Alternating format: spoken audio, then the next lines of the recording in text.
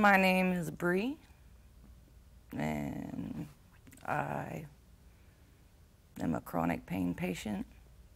After going through bouts of pain for years, 10 years ago, I had viral meningitis, or actually, I had all the symptoms of meningitis and was sent to the emergency room for a spinal tap.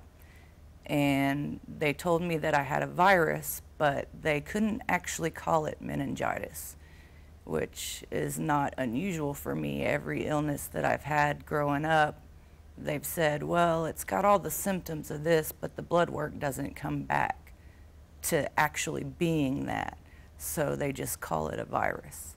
But I was sick with that, and that was attributed to living in a house full of mold, and never got better. I continued to hurt, and I've hurt every day of my life. In Texas, the Board of Medicine actually has established a policy so that anyone who initiates a complaint to the Board of Medicine enjoys absolute anonymity. That the physician who's the subject of the complaint has no right to find out who initiated the complaint. And although that may have certain constitutional implications in terms of absolute constitutional right to confront one's accuser, in Texas so far you have no such right as a physician.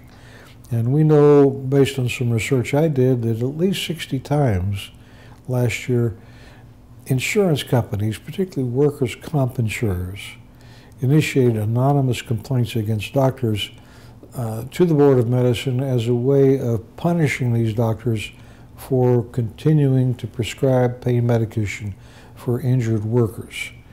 And I can assure you that had nothing to do with any form of humanitarian concern for those workers or concern for their well-being. It had only to do with the cost of medication and continued medical treatment.